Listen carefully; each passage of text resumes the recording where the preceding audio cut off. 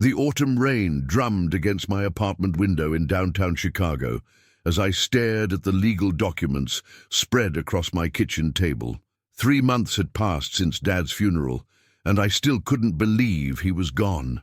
The smell of his aftershave seemed to linger in every corner of my memory, mixing with the bitter taste of coffee that had grown cold hours ago. My phone buzzed. Sarah's name flashed on the screen. My stepmother of 8 years, the woman who'd swooped into Dad's life when I was 25 and changed everything. I hesitated before answering, knowing these calls never brought good news. "Michael," her voice was sharp, cutting through the static. "We need to talk about your father's estate." I straightened in my chair, the wooden legs scraping against the linoleum floor. "What about it?" "The will reading is next week. That's what I'm calling about." There was a pause, and I could hear her breathing, calculated, controlled. "There's been a development." My stomach clenched. Sarah had always been careful with her words, choosing each one like a chess player, positioning pieces on a board.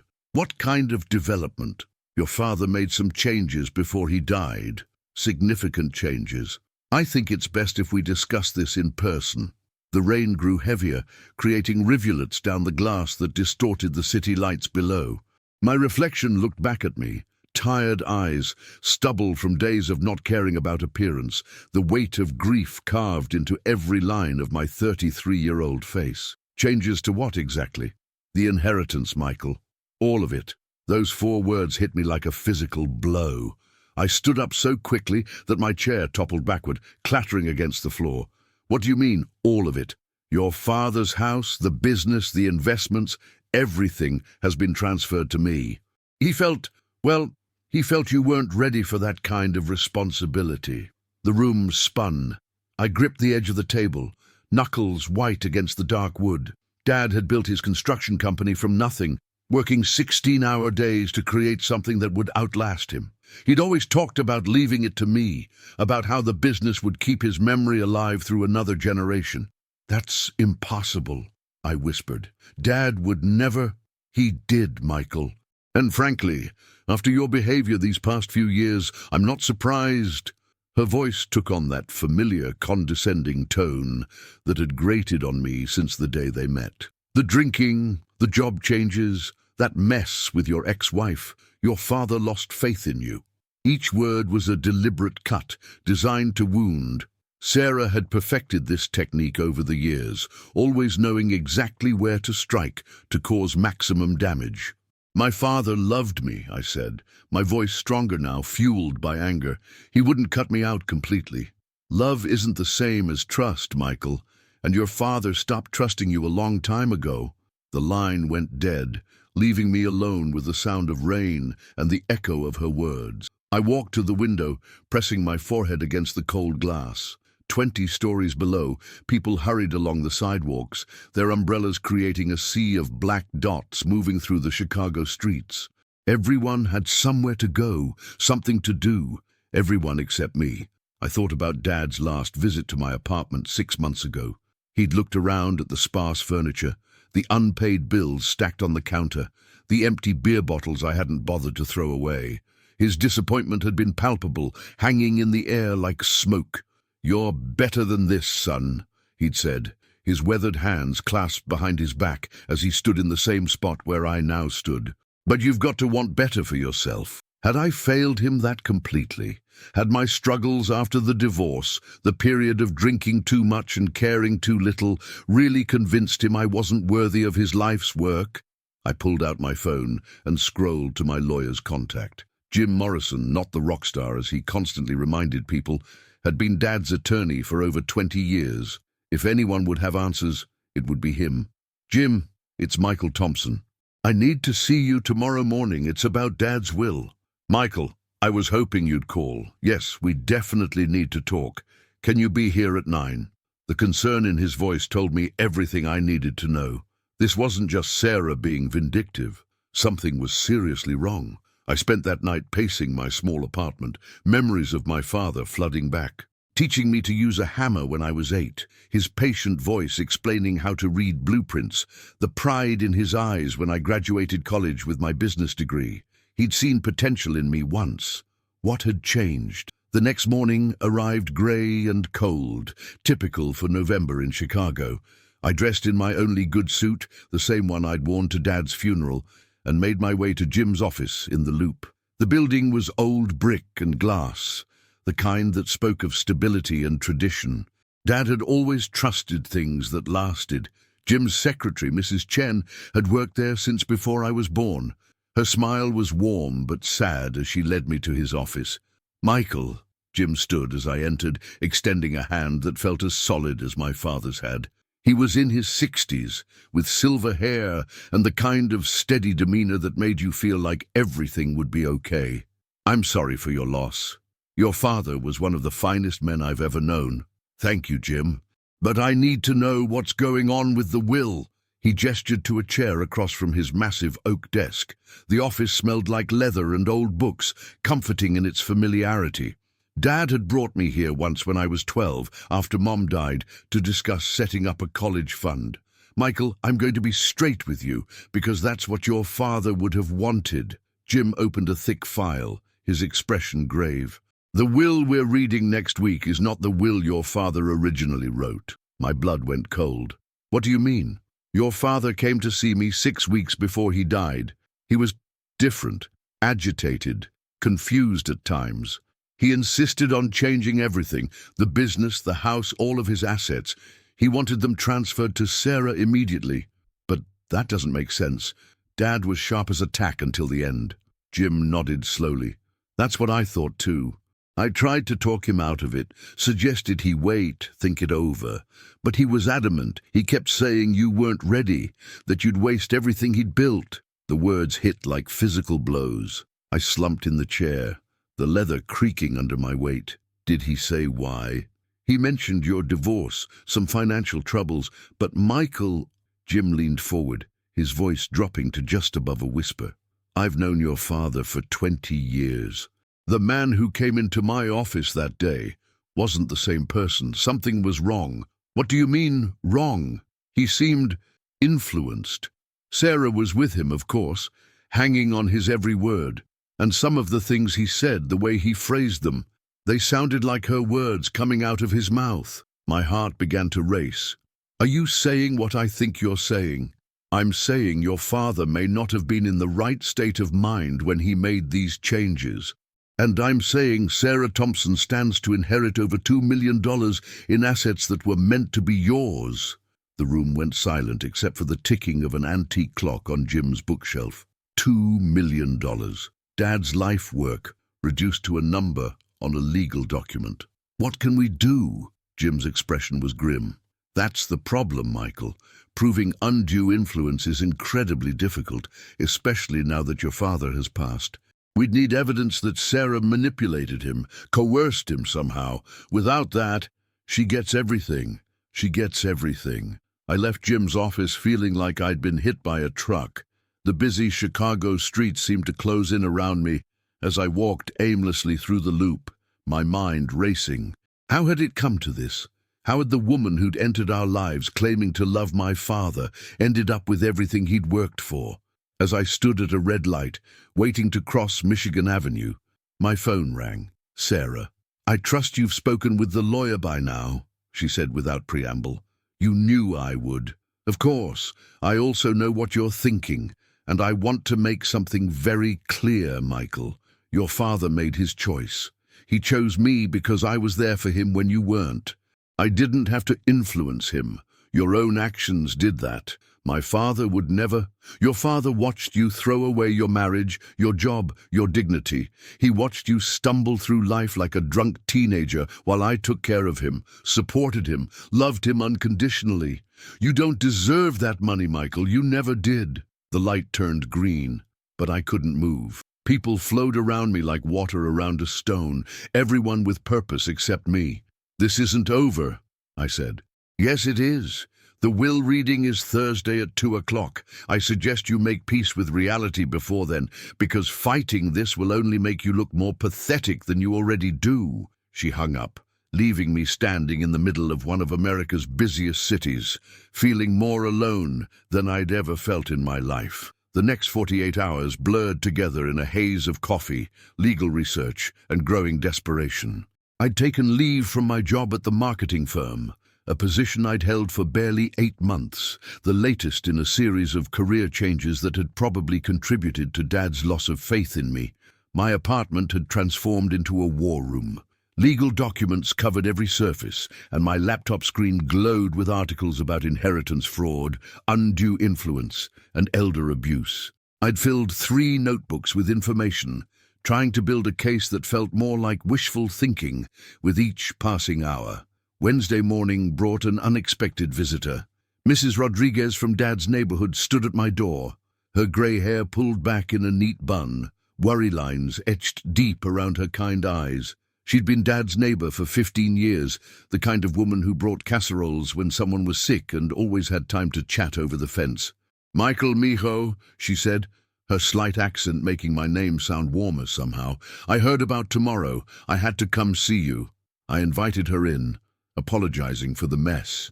She waved away my concerns and settled into my only comfortable chair, her weathered hands folded in her lap. "Your papa.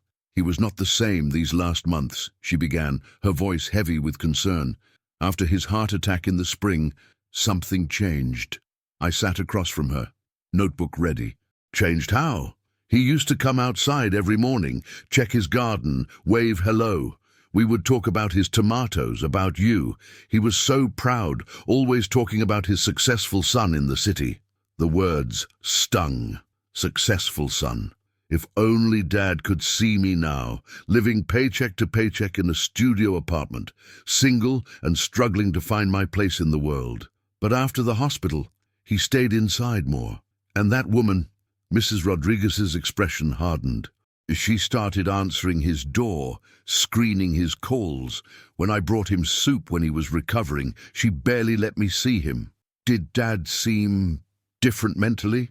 "Oh, see. Sometimes he would forget things, get confused about dates. One day he asked me if you were still in high school, but other times he was sharp as ever.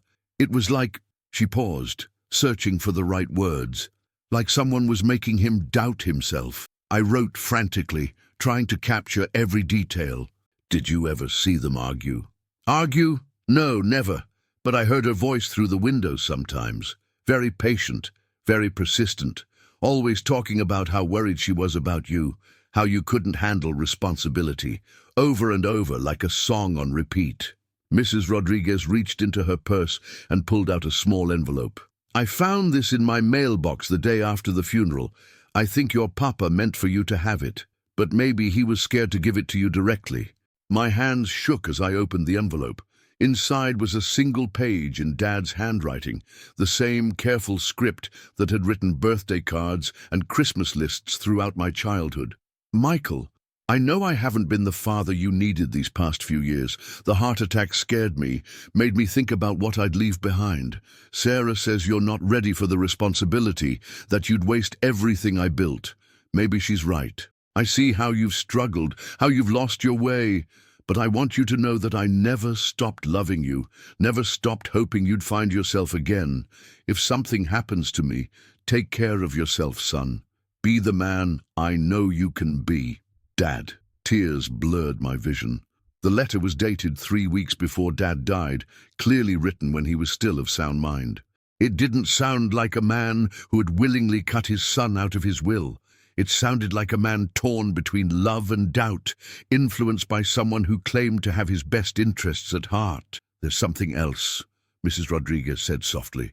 "The night before he died, I saw him in his study very late. He was crying, looking at pictures of you and your mama. I knocked on the window to check on him, and he came outside. He looked so tired, so confused." "What did he say?" "He said, 'Rosa, I think I made a terrible mistake, but I don't know how to fix it.' Then that woman called from inside, saying he needed his medicine and had to come in. He looked at me and said, 'If anything happens to me, make sure Michael knows I loved him.' Those were the last words I heard him speak." The room fell silent, except for the distant hum of traffic. I stared at Dad's letter, his words blurring through my tears. He'd been manipulated. I was sure of it now. But proving it would be another matter entirely. After Mrs. Rodriguez left, I called Jim Morrison. "We need to request Dad's medical records," I told him, "and I want to hire a private investigator." "Michael, that's going to be expensive, and even if we find something—" "Jim, my father left me a letter. He was having doubts about changing the will. Mrs. Rodriguez can testify that he seemed confused and manipulated. We have to try." There was a long pause. "All right. I know a good PI, former cop. But I have to warn you, Sarah's not going to take this lying down. If we start digging, she's going to fight back. Let her fight. Dad built his business by never backing down from a challenge. I won't dishonor his memory by giving up without a fight." That afternoon, I met with the private investigator Jake Sullivan. He was everything you'd expect from a former Chicago police detective. Tough, direct, and completely unimpressed by drama. His office was a small room above a diner, filled with filing cabinets and the lingering smell of cigarettes. "So you think stepmommy pulled a fast one on the old man?" he said, reviewing the notes I'd given him. "Happens more than you'd think. Elder abuse is big business. Can you prove it?" "Maybe. I'll need to look into her background, see if there's a pattern. Check her finances, see if she was in debt before she married your dad. Talk to his doctors, his friends, anyone who might have witnessed her behavior." "How long will it take?" Jake lit a cigarette despite the no smoking sign on his wall. "Depends what we find. Could be days, could be weeks. And it's going to cost you." "How much?" "My rate is $500 a day plus expenses. You sure you want to go down this road? These fights get ugly fast." I thought about Dad's letter, about Mrs. Rodriguez's testimony, about the $2 million that should have been mine but was about to become Sarah's. Most importantly, I thought about the truth, whatever it was. Do it. Thursday arrived with the kind of bitter November wind that cuts through Chicago like a knife. The will reading was scheduled for 2 p.m. at Jim's office, and I arrived early, pacing the reception area like a caged animal. Mrs. Chen offered me coffee, but my nerves couldn't handle any more caffeine. At exactly 2 o'clock, Sarah arrived. She looked perfect, as always. Black dress, pearl necklace, hair styled in that way that probably cost more than I made in a week. Behind her walked a man I didn't recognize, tall and expensive-looking in a suit that screamed high-end law firm. "Michael," she said coolly, not offering to shake hands. "This is my attorney, Richard Brennan." Brennan looked like he ate small-town lawyers for breakfast. His handshake was firm, his smile predatory. "Mr. Thompson, I understand you have some concerns about your father's will."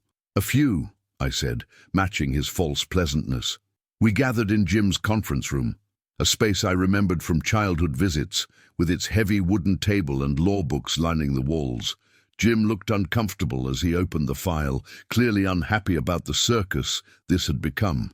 "Before we begin," I said, "I want it on record that I believe my father was not of sound mind when he made these changes to his will." Brennan's smile widened. "On what grounds?" "Undue influence.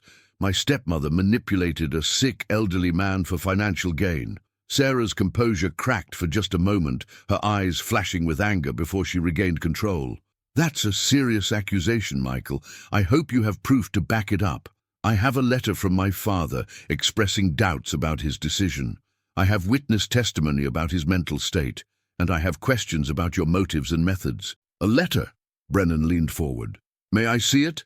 I handed over a copy, watching his face as he read. His expression gave nothing away, but I caught him glancing at Sarah with something that might have been concern. Jim cleared his throat. "Perhaps we should proceed with the reading and then discuss any challenges afterward."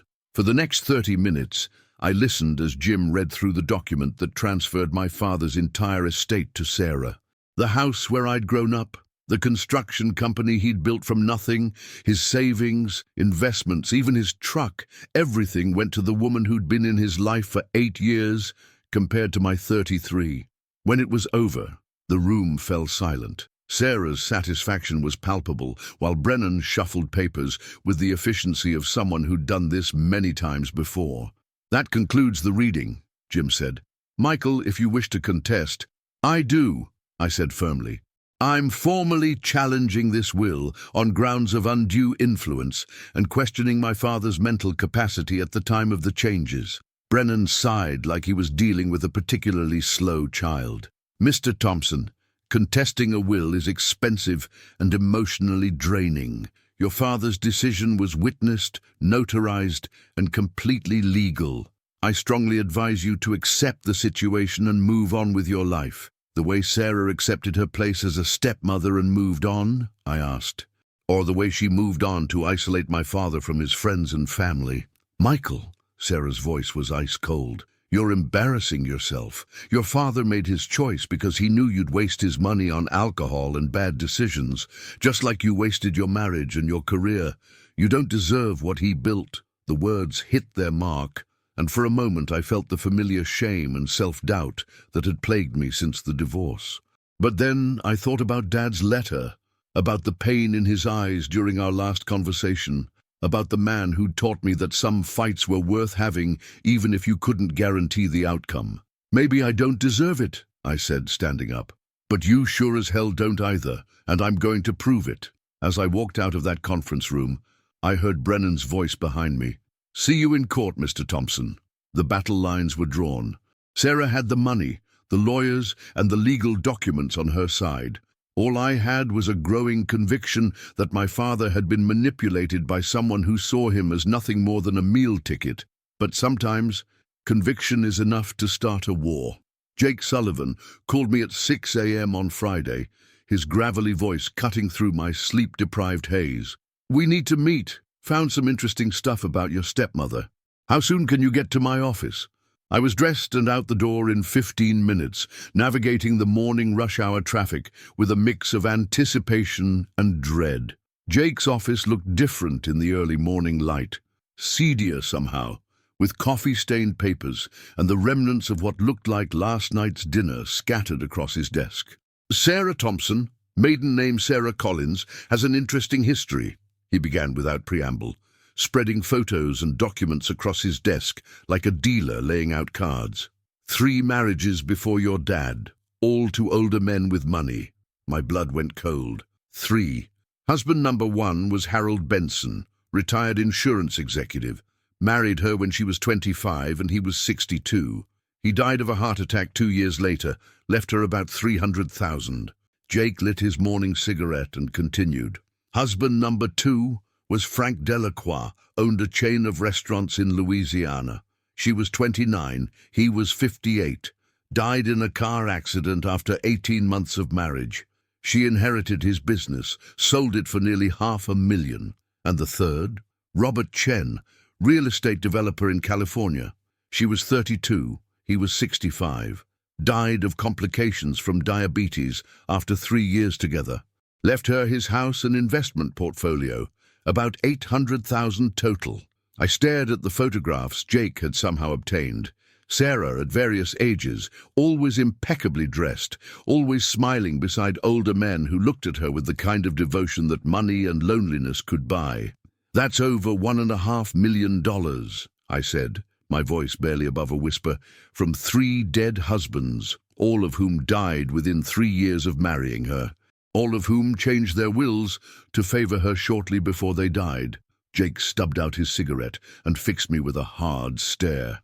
Your dad makes husband number 4, and the pattern fits perfectly. I felt sick. Did any of the families challenge the wills? Robert Chen's daughter tried, spent 2 years in court and about $50,000, but couldn't prove anything. Sarah's smart. She never leaves fingerprints. Never does anything obviously illegal. Just happens to be very good at convincing sick old men that she's their salvation. What about her finances before she married Dad? Jake pulled out another folder. This is where it gets interesting. Despite inheriting all that money, Sarah was nearly broke when she met your father. Bad investments, expensive lifestyle, mounting debts. She was facing bankruptcy when she moved to Chicago and joined that church singles group where she met your dad. The pieces were falling into place. Dad had been vulnerable after his heart attack, scared and alone, despite my attempts to be there for him. Sarah had swooped in at exactly the right moment. offering companionship and care to a man who was afraid of dying alone. "There's more," Jake said. "I talked to some people at the church. Sarah was very strategic about which activities she attended, very focused on meeting widowed men with assets. The pastor, Father Mackenzie, remembers her asking specific questions about your father's financial situation before they were even introduced. She targeted him like a heat-seeking missile, and once they were married, she started working on isolating him. I talked to his old poker buddies. She convinced him the game was too stressful for his heart. His golf partner said she worried about him being out in the sun too much. Slowly but surely, she cut him off from everyone who might have questioned her influence. I thought about the changes I'd noticed in Dad after his marriage to Sarah, the cancelled fishing trips, the missed family gatherings, the way he'd seemed smaller somehow, less sure of himself. I'd attributed it to age and health problems, not manipulation. What about his medical records? Still working on that. His primary care doctor retired last year, but I'm trying to track down his cardiologist. If your dad was on medication that affected his judgment, or if his condition made him more susceptible to influence, that could be crucial. Jake leaned back in his chair, studying my face. I have to ask, are you prepared for this to get nasty? Because if Sarah realizes what we're uncovering, she's going to come at you with everything she's got. These people don't give up easily. Let her come. My father deserves justice. Your father's dead, Michael. This is about you now, and whether you're strong enough to see it through. The words stung because they were true. This fight was as much about proving to myself that I was worthy of Dad's legacy as it was about exposing Sarah's crimes. I'd spent the last few years disappointing everyone, including myself. Maybe this was my chance to finally do something right.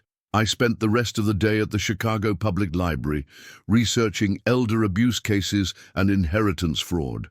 The reading room was quiet, filled with serious-looking people pursuing their own investigations into life's mysteries. I felt like I was becoming one of them, someone with a mission, a purpose beyond just getting through each day.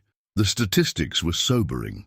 Elder financial abuse cost victims over $3 billion annually, and cases involving undue influence were notoriously difficult to prove. Most families gave up rather than face the emotional and financial cost of a protracted legal battle. But most families didn't have Jake Sullivan digging into their stepmother's past.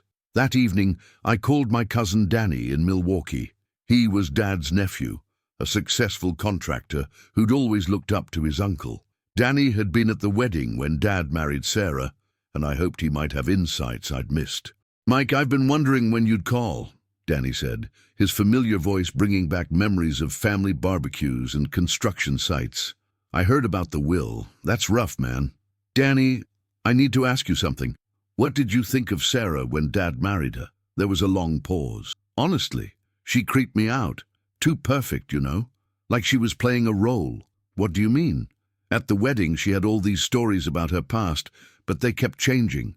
First, she said her parents died in a car crash. Then it was cancer. Then her dad died in Vietnam. And the way she talked about your dad," Danny's voice trailed off. "How did she talk about him? Like he was already dead. I know that sounds weird, but she kept talking about when he's gone and how she'd honor his memory." "Who says that about their new husband?" I wrote down everything Danny told me, adding it to the growing pile of evidence that painted Sarah as a calculating predator rather than a grieving widow. Saturday morning brought another surprise visitor. This time it was Dr. Patricia Walsh, Dad's cardiologist. She was a small woman in her 50s, with kind eyes behind wire-rimmed glasses and the calm demeanor of someone who'd spent years delivering difficult news to worried families. "Mr. Thompson, I hope you don't mind me coming here unannounced. I heard about your father's will and I felt I needed to speak with you." I invited her in, curious about what would bring a busy doctor to my apartment on a weekend morning. "Your father was one of my favorite patients," she began, accepting my offer of coffee. "He was compliant with his medications, positive about his prognosis, determined to live well despite his heart condition. But in his final months, something changed." "Changed how?" He became anxious, depressed. He started missing appointments, something he'd never done before. When he did come in, his wife was always with him, answering questions before he could speak. It concerned me enough that I noted it in his file. Dr. Walsh pulled out a small notebook. I probably shouldn't be sharing this, but your father deserved better than what happened to him. During his last visit, he looked exhausted, defeated. When I asked him privately how he was feeling, he said, "Sometimes I don't know what's real anymore, Doc. Sarah says I'm getting confused, forgetting things, but I feel fine most of the time." My heart raced. Did you think he was developing dementia? That's just it. I ran cognitive tests, ordered brain scans. Everything came back normal. Your father's mind was as sharp as ever, but someone was convincing him otherwise. Did you document this? Every conversation, every concern. I also noted that Mrs. Thompson seemed unusually interested in his medication regimen, particularly the drugs that might affect cognitive function. She asked very specific questions about dosages and side effects.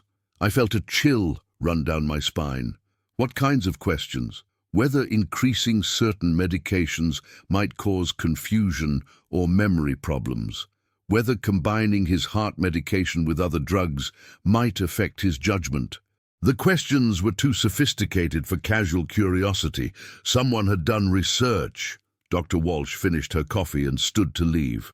"Mr. Thompson, I can't prove your stepmother did anything illegal, but I can tell you that your father was being systematically undermined, made to doubt his own mental faculties by someone he trusted. In my opinion, he was not capable of making major financial decisions in his final months, not because of his medical condition, but because of the psychological manipulation he was enduring." After she left, I called Jim Morrison immediately. "Jim, we need to get Dr. Walsh's testimony on record. She's willing to testify that Dad was psychologically manipulated into doubting his own mental capacity." "That's good, Michael, but we need more. We need to prove Sarah actively deceived your father, not just that she asked medical questions. What if we could prove she researched how to manipulate elderly people?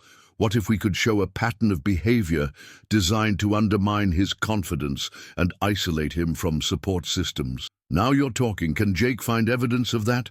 If it exists, he'll find it. I called Jake immediately. Within an hour, we were back in his office, this time with a specific mission: find proof that Sarah had deliberately researched techniques for manipulating the elderly. "I'll need to get into her computer records, check her internet history, see what books she bought or borrowed," Jake said. "It's going to take some creative investigating. Do whatever it takes.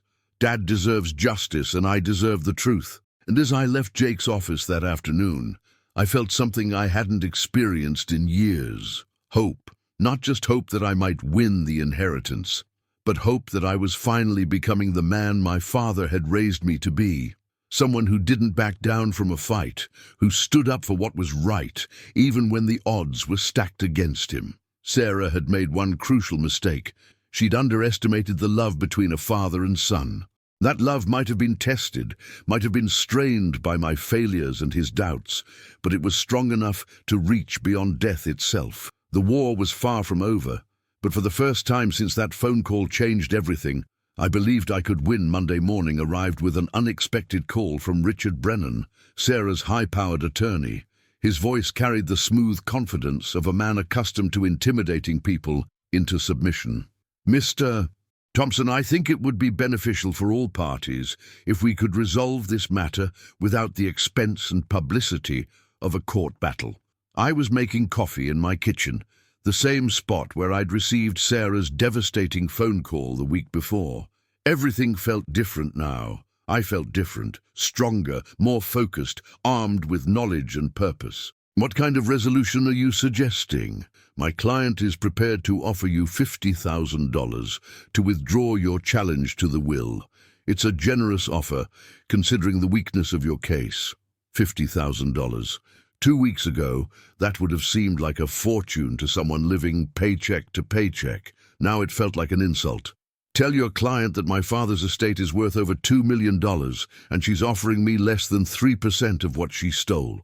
Stole is a strong word, Mr. Thompson. Your father made a legal witness decision about his assets. The fact that you're disappointed doesn't constitute theft. The fact that your client has a pattern of marrying elderly men who die shortly after changing their wills might constitute something more serious than theft. There was a long pause. When Brennan spoke again, his voice had lost some of its smoothness. I'm not sure what you think you've discovered, but I advise you to be very careful about making accusations you can't substantiate. Defamation lawsuits can be quite expensive, not as expensive as murder charges. I hung up before he could respond, my heart pounding with a mixture of adrenaline and fear. I'd just thrown down the gauntlet, all but accusing Sarah of killing my father. There was no going back now. My phone rang again, immediately. This time it was Sarah herself, her voice shaking with barely controlled rage. "How dare you?" she hissed. "How dare you accuse me of hurting your father? I loved him more than you ever did, certainly more than you showed him these past few years." Loved him? Or loved his bank account? You ungrateful little bastard. Your father was ashamed of you, ashamed of the drunk, unemployed loser his son had become. Do you know what he said to me the night before he died? He said, "Sarah, I'm glad Michael won't have to deal with the responsibility of the business. He'd only destroy what I've built." Each word was designed to wound, and they found their mark. But instead of the familiar shame and self-doubt, I felt something new, clarity. The woman who supposedly loved my father was using his death to hurt me, weaponizing his memory for her own purposes. "Funny thing about last words," I said calmly. "Mrs. Rodriguez heard his actual last words. He said he'd made a terrible mistake and wanted me to know he loved me. Doesn't sound like shame to me." Sarah's voice dropped to a dangerous whisper. "You don't know who you're dealing with, Michael. I've been through this before with ungrateful stepchildren who thought they deserved money they hadn't earned. Drop this challenge, take the 50,000, and disappear. If you don't, if I don't what? You'll kill me too." The line went dead, leaving me alone with the sound of my own racing heartbeat. I'd just accused my stepmother of murder twice in one morning. Either I was on the right track, or I was about to find myself buried under an avalanche of legal consequences. I called Jake Sullivan immediately. "We need to accelerate the investigation. Sarah's getting desperate, making threats. I think we're close to something big. Funny you should call." I just got off the phone with a librarian in Riverside, California. That's where Sarah lived before she moved to Chicago. Seems she spent a lot of time in their computer lab the year before she met your dad, researching some very specific topics. What kind of topics? Elder law, inheritance procedures, signs of dementia, and, this is the interesting part, how to detect and avoid accusations of undue influence. She also checked out several books on psychology and manipulation techniques. I felt a surge of victory. That's premeditation. She was planning this before she even met Dad. Gets better.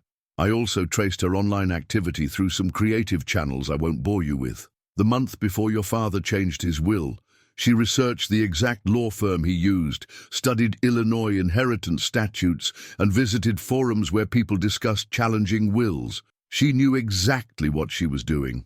Like a surgeon. But here's the real kicker. I found evidence that she's been in contact with a private investigator in Florida, someone who specializes in asset searches and background checks. Guess whose background she had investigated 6 months ago? Mine. Bingo. She knew all about your divorce, your job history, your financial problems. She used that information to convince your father you weren't responsible enough to inherit his estate. The picture was becoming clear. Sarah hadn't just manipulated my father. She'd orchestrated an entire campaign designed to turn him against me while positioning herself as the stable, reliable alternative. "Jake, I need you to document everything. We're going to court." That afternoon, I met with Jim Morrison to review our evidence. His usually calm demeanor showed cracks of excitement as we spread documents across his conference table. "Michael, this is good, really good. We can prove premeditation, establish a pattern of behavior, and demonstrate that Sarah actively worked to undermine your relationship with your father. Is it enough to overturn the will? It's enough to make a strong case for undue influence. Combined with Dr. Walsh's testimony about your father's mental state and the testimony from Mrs. Rodriguez about his final words, we have a compelling argument. What about the letter Dad wrote me? That's our strongest piece of evidence. It shows your father had doubts about his decision, that he still loved you despite what Sarah had convinced him to do. Jim leaned back in his chair, studying the document spread before us. There's something else we need to consider. If we're right about Sarah's pattern of behavior with her previous husbands, there might be criminal implications beyond just the inheritance fraud. You mean? I mean, if she's been systematically targeting and potentially harming elderly men for their money, this case could attract attention from law enforcement. That changes everything. As if summoned by our conversation, my phone rang. The caller ID showed a number I didn't recognize. Mr. Thompson, this is Detective Maria Santos with the Chicago Police Department. I understand you've been investigating some irregularities regarding your father's death and inheritance. I'd like to speak with you. My blood went cold. Detective, I should probably have my lawyer present for any conversation. This isn't an interrogation, Mr. Thompson. Someone contacted us with concerns about your stepmother's background. We'd like to compare notes. Jim and I exchanged glances. Someone contacted you. A detective in California who worked on a case involving Sarah Collins, your stepmother's maiden name. Seems there were some questions about her third husband's death that were never fully resolved. When your stepmother's name came up in our system as part of your inheritance dispute, it triggered some interest. The room spun. Are you saying Dad might have been murdered? I'm saying we'd like to talk to you about what you've discovered. Can you come to the station tomorrow morning? After I hung up, Jim and I sat in stunned silence. What had started as a fight over money had potentially become something much more serious. Michael, you need to understand what this means. If the police are investigating Sarah for possible criminal activity, your inheritance case becomes secondary. This could turn into a murder investigation. Good. If she killed my father, she deserves to pay for it. But it also means you're potentially in danger. If Sarah realizes the police are involved. Before Jim could finish his thought, my phone rang again. This time it was Sarah, and her voice carried a desperation I'd never heard before. Michael, we need to talk, face to face. There are things about your father's death that you don't understand. What things? Not over the phone. Meet me at your father's house tonight at 8 o'clock. Come alone, and I'll tell you everything. Sarah, if you think I'm walking into... Your father didn't just die, Michael. He killed himself. And if you don't come tonight, you'll never know why. The line went dead, leaving me staring at my phone in shock. Suicide. Dad had never shown any signs of depression or suicidal thoughts. But then again, I'd missed so many signs of what was really happening in his life. Jim grabbed my arm. You're not seriously considering meeting her alone. She might be telling the truth. What if Dad really did kill himself? What if everything I've discovered doesn't matter because he chose to die? Michael, think about this rationally. Sarah is desperate. The police are investigating her. You're challenging the will, and her entire scheme is falling apart. This could be a trap, or it could be my last chance to learn the truth about my father's death. I looked around the conference room where we'd spent the afternoon building our case against Sarah. All the evidence, all the careful investigation, all the righteous anger. What did any of it matter if Dad had chosen to leave this world because he couldn't live with what he'd done to me? I have to go, Jim. If there's even a chance she's telling the truth about Dad's suicide, I need to know. Then we're calling Detective Santos first. If you're going to confront a possible murderer, you're not doing it without police backup. As Jim dialed the detective's number, I stared out his office window at the Chicago skyline. Somewhere out there, Sarah was waiting to tell me the truth about my father's death. Whether that truth would set me free or destroy everything I believed about the man who raised me remained to be seen. But after 33 years of being his son, I owed it to both of us to find out. Detective Maria Santos was exactly what you'd expect from a veteran Chicago police officer. Tough, direct, and completely unimpressed by family drama. She met Jim and me at the police station at 6 p.m., giving us 2 hours to coordinate with the police before my meeting with Sarah. "Mr. Thompson, I want to be clear about something," Detective Santos said as we settled into an interview room that smelled of stale coffee and disinfectant. "This is not officially a criminal investigation yet. But given Sarah Thompson's history and the circumstances of your father's death, we're taking your concerns seriously." She spread several files across the metal table, documents I recognized from Jake's investigation and others I'd never seen before. "Your stepmother has been on our radar since 2018, when Detective Raymond Volkov in Los Angeles contacted us about similarities between your father's death and that of Robert Chen, her third husband in California." "What kind of similarities?" "Both men died at home, alone except for your stepmother. Both had recently changed their wills to benefit her significantly. Both were elderly but in relatively good health for their age. And both died under circumstances that, while not obviously suspicious, raised questions." Jim leaned forward. "What kind of questions?" "Robert Chen died of what appeared to be diabetic complications, but the autopsy showed inconsistencies with his normal blood sugar management. Your father died of what appeared to be heart failure, but his cardiologist told us his condition was well controlled and he was responding well to treatment." My stomach clenched. "Are you saying they were murdered?" "I'm saying both deaths occurred at convenient times for Sarah Thompson, and both involved medical conditions that could be manipulated by someone with knowledge and access." Detective Santos opened another file. "We've also been investigating her financial situation. Despite inheriting substantial amounts from her previous husbands, she was deeply in debt when she married your father. Her lifestyle was expensive. Luxury clothes, high-end beauty treatments, first-class travel. She was burning through money faster than she was inheriting it. So Dad was just another mark." "It appears so. But here's what makes your father's case different. We have evidence of her research and planning, thanks to your private investigators' work. That could help us prove intent if we can establish that she actually caused his death." Detective Santos checked her watch. "Now, about tonight. We're going to wire you with a recording device and position officers around your father's house. Your job is to get her talking, see if she'll admit to anything that might help us build a case. What if she really is telling the truth about Dad committing suicide? Then we'll deal with that. But Michael..." Our Detective Santos fixed me with a steady stare. "People like Sarah Thompson don't confess out of guilt or remorse. If she's agreeing to meet with you, it's because she thinks she can manipulate the situation to her advantage. Be very careful."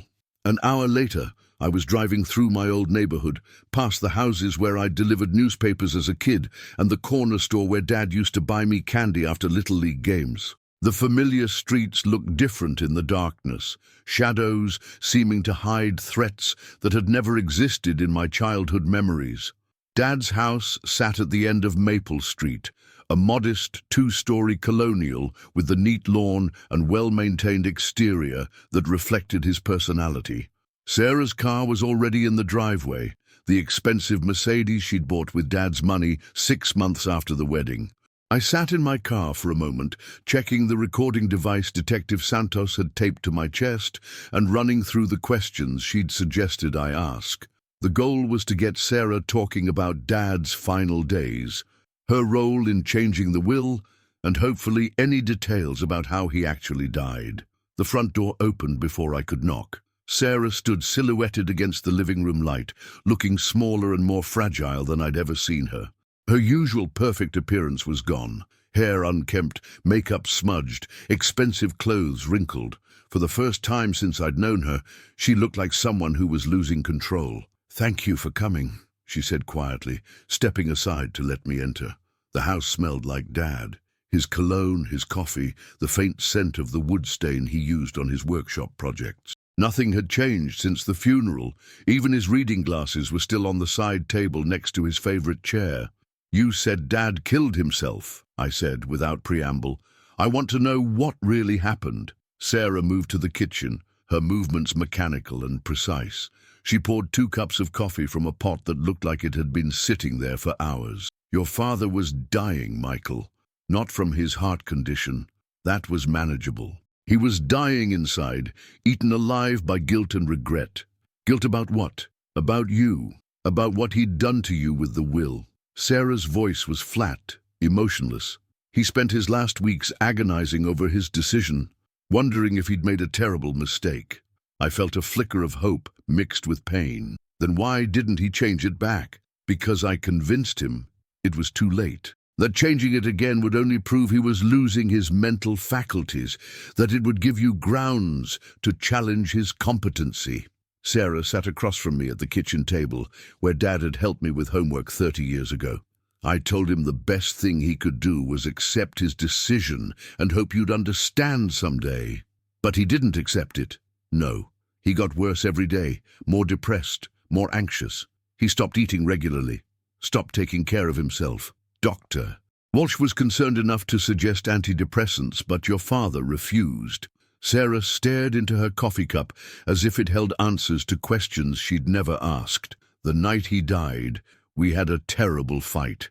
He told me he was going to call his lawyer in the morning, that he was changing the will back to include you. He said he'd rather risk you wasting his money than live with the guilt of cutting you out. My heart raced. What did you say? I told him he was being weak, that he'd already made his decision and needed to stick with it. I reminded him of all your failures, all the reasons he'd lost faith in you in the first place. Sarah's voice broke slightly. I was cruel, Michael. I said things I knew would hurt him. What things? I told him that if he changed the will again, everyone would know he was senile, that his business associates would lose respect for him, that his legacy would be tainted by questions about his mental competency. I made him choose between his love for you and his pride in what he'd built. The room fell silent, except for the ticking of Dad's antique clock. I could picture him in this kitchen, torn between his love for his son and his fears about my ability to handle responsibility, manipulated by a woman who knew exactly which buttons to push. What happened after the fight? He went to his study and locked the door. I could hear him on the phone. I think he was trying to call you, but you didn't answer. Then it got quiet, too quiet. Sarah's hands shook as she lifted her coffee cup. I found him 3 hours later. He'd taken all of his heart medication at once, washed down with a bottle of whiskey. There was a note. What did the note say? Sarah reached into her purse and pulled out a folded piece of paper. With trembling hands, she passed it across the table. I opened it with shaking fingers. Dad's familiar handwriting filled the page, but the words were shaky, desperate. I can't live with what I've done to Michael. A father's love should be stronger than his doubts, but I let fear and manipulation poison my heart against my own son. Sarah convinced me he wasn't worthy of what I built, but the truth is, I wasn't worthy of him. I pray someday he'll forgive a foolish old man who loved him more than life itself, but was too proud and scared to show it when it mattered. The business, the house, everything should go to Michael. He's a better man than I gave him credit for, and he deserves the chance to prove it. I'm sorry, son. I'm so sorry. Tears blurred my vision as I read Dad's final words. He hadn't just killed himself. He'd died believing he'd failed as a father, convinced that his doubts about me had destroyed our relationship forever. Why didn't you tell anyone about the note? I asked, my voice barely above a whisper. Because it would have invalidated the will. If people knew your father committed suicide because he regretted cutting you out, they'd have honored his final wishes instead of the legal document. Sarah's mask had completely fallen away, revealing someone who looked exhausted by years of deception. I destroyed a man's life for money, Michael. I convinced him his son was worthless when the truth was, I was the worthless one. Then why are you telling me now? Sarah stood up and walked to the kitchen window, staring out at the backyard where Dad had taught me to throw a baseball. Because the police are investigating me. Because you've uncovered my past and I know it's over. And because... She turned to face me, and I saw something I'd never expected to see in her eyes. Genuine remorse. Because your father deserves better than what I did to him. I folded the suicide note carefully, my hands still shaking. What about your other husbands? Did you kill them too? Harold had a heart attack. I didn't cause it, but I did convince him to change his will shortly before he died. Frank's car accident was genuine, but I'd already worked on him to secure my inheritance. Robert, Sarah paused, her voice dropping to barely audible. Robert was different. He was getting suspicious, asking questions about my past. I may have adjusted his insulin dosage one night when he was particularly difficult. You murdered him. I killed a man who was threatening to expose me, just like I killed your father, not with poison or insulin, but with manipulation and cruelty. I destroyed his relationship with his son and drove him to suicide for money I didn't even need. The recording device on my chest felt heavy, capturing every word of her confession. Detective Santos and her team were hearing everything, building the case that would finally bring Sarah to justice. What happens now? I asked. Now you get your father's inheritance, his business, and the chance to build the legacy he always wanted you to have. And I get what I deserve, a prison cell and the knowledge that I destroyed the best man I ever met for money I'll never live to spend. Sarah walked to the kitchen counter and picked up a bottle of pills, Dad's heart medication. The police will be here soon, won't they? You're wearing a wire. I didn't deny it. Sarah, don't do anything stupid. And this stupid? Michael, everything I've done for the past 15 years has been stupid. I had love, real love with your father, and I threw it away because I couldn't stop being what I'd always been, a predator. She opened the pill bottle and poured the contents into her palm. Your father took these to end his pain. Maybe it's time I did the same. Sarah, no! I lunged forward, but she was faster than I expected. The pills disappeared into her mouth, followed by a gulp of coffee. I called 911 while trying to make her vomit, but she fought me off with surprising strength. By the time Detective Santos and the paramedics arrived, Sarah was unconscious on Dad's kitchen floor, the empty pill bottle beside her. As the paramedics worked to save the woman who had destroyed my father, I stood in the doorway of his study, holding his suicide note, and finally understanding the full scope of what she had done to him. Dad hadn't just lost faith in me. He'd been systematically convinced that his love for his son was a weakness, that his doubts about my readiness were actually wisdom. Sarah had taken a man's natural concerns about his child's future and twisted them into weapons that ultimately destroyed him. But she'd made one crucial mistake. Love, real love between a father and son, doesn't die even when everything else falls apart. Dad's final words proved that his love for me had survived all her manipulation, all her poison, all her lies. It had taken his death to show me the truth, but sometimes the truth is worth any price you have to pay to find it. Sarah Thompson died at Chicago General Hospital 3 hours after her suicide attempt, never regaining consciousness. The irony wasn't lost on me that she'd used the same method as my father, an overdose of heart medication, to escape the consequences of her actions. But where Dad had died, consumed by guilt and regret, Sarah died knowing she'd finally told the truth about what she'd done. Detective Santos found me in the hospital waiting room at 2 a.m., exhaustion written across her face after a night of coordinating the investigation and processing Sarah's recorded confession. It's over, Michael, she said, settling into the uncomfortable plastic chair beside me. The confession she gave you tonight, combined with the evidence your private investigator uncovered, gives us enough to close the cases on Robert Chen and your father. She won't hurt anyone else. What about her other husbands? We'll investigate, but with Sarah dead, it's going to be difficult to prove anything conclusive about Harold Benson or Frank Delacroix. Sometimes justice comes late, but at least it comes. I stared at the fluorescent lights humming overhead, trying to process everything that had happened. In the span of 2 weeks, I'd gone from a struggling marketing employee to the heir of a $2 million estate. From a man who doubted his father's love to someone who understood that love had never wavered, even in death. Detective, can I ask you something? Do you think my father would have really changed the will back if he hadn't killed himself? Detective Santos studied my face, probably trying to decide how much truth I could handle. Based on everything we've learned about Sarah's manipulation and your father's final words, I think he was already changing his mind about the will. The suicide note makes it clear he regretted his decision and wanted you to inherit his estate.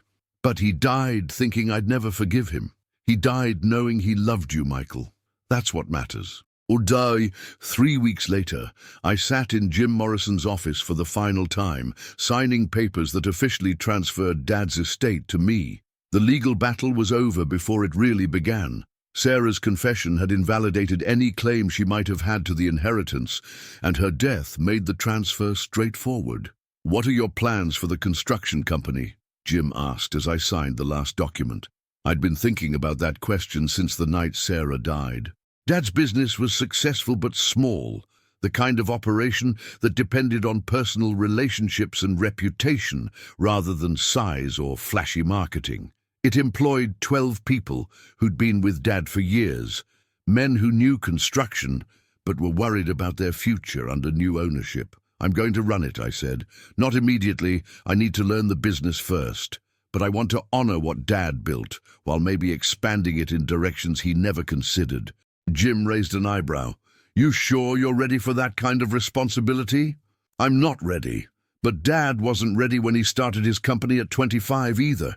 The difference is, now I have something to prove, not just to him, but to myself. The first person I visited after leaving Jim's office was Mrs. Rodriguez.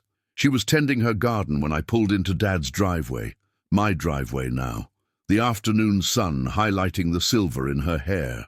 Miguel, she called out, using the Spanish version of my name she'd adopted over the years. How are you holding up, mijo? I walked over to the fence that separated our properties, the same fence where Dad and Mrs. Rodriguez had shared countless conversations about everything from tomatoes to life's bigger mysteries. I'm okay, Mrs. Rodriguez. Better than okay, actually. I wanted to thank you for coming forward, for telling me about Dad's last words. It made all the difference. Her weathered face creased into a smile. Your papa, he was a good man who got confused by a bad woman, but his heart was always in the right place, especially when it came to you. I hope so. I'm going to try to make him proud. You already have, Miguel. Just by fighting for the truth, you made him proud. That evening, I stood in Dad's workshop, my workshop now, surrounded by the tools and projects that had defined so much of his life. His workbench was exactly as he'd left it, with blueprints for a custom cabinet spread across the surface and pencil marks showing where he'd calculated measurements. I picked up his favorite hammer, the one with the worn wooden handle that fit his hand perfectly. It felt foreign in my grip, too heavy and unfamiliar, but I knew that would change with time and practice. Everything worthwhile took time and practice. My phone rang. Danny, my cousin from Milwaukee. Mike, I heard about what happened with Sarah. Jesus, man, I can't believe what she put your dad through. It's over now, Danny. The truth came out, and Dad's getting the justice he deserved. What are you going to do with the business? I looked around the workshop, imagining Dad spending countless hours here, building things that would outlast him. I'm going to learn it, Danny, every aspect of it, and then I'm going to build on what he created. You sure about that? Construction's a tough business, especially if you don't know what you're doing. I'm sure. Dad believed I could do it once, before Sarah convinced him otherwise. I'm going to prove he was right the first time. 6 months later, I was standing on a construction site at 6 a.m., wearing work boots that were finely broken in, and a hard hat with Thompson Construction printed across the front. The project was a small office building, nothing glamorous, but it was mine to oversee from foundation to completion. Mr. Thompson, called out Carlos, Dad's former foreman who'd agreed to stay on and teach me the business. The concrete truck's here. You want to take a look at the pour? I nodded, following him to where the crew was preparing to lay the foundation. These men had worked for Dad for years, and I could see the skepticism in their eyes when I'd first announced my intention to run the company. But 6 months of showing up early, staying late, and asking questions instead of giving orders had begun to earn their respect. "Looks good, Carlos. Dad always said the foundation was the most important part." Your father was a smart man. He knew that if you get the foundation right, everything else follows. Dean, as I watched the concrete flowing into the forms we'd built, I thought about foundations, not just for buildings, but for lives. Dad had given me a strong foundation, even when I'd been too stubborn or too lost to appreciate it. Sarah had tried to damage that foundation, but she'd discovered what I was learning every day. Some things are built to last. My phone buzzed with a text from Jake Sullivan. "Saw the article in the Tribune about your company's expansion. Your old man would be proud." Oh, the article Jake referenced was a small piece in the business section about Thompson Construction landing its first major contract, a renovation project for the Chicago public schools that would employ 30 people and take 18 months to complete. It wasn't the biggest story in the paper, but it represented something important, proof that Dad's legacy was growing, not just surviving. That afternoon, I drove to Graceland Cemetery, where Dad was buried. His headstone was simple granite with his name, dates, and the inscription I'd chosen: "Beloved Father, Master Builder, Man of Honor." I sat on the bench I'd had installed nearby and pulled out the letter I'd found in his desk drawer the week before, one he'd written but never sent, dated just 3 days before he died. "Michael, I know I haven't been the father you needed these past few years. I've let fear and doubt cloud my judgment about your capabilities and your character.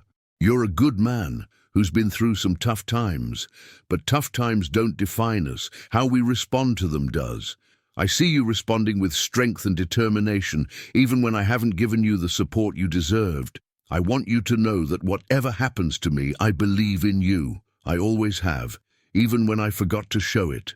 Build something beautiful with your life, son. That's all any father can hope for."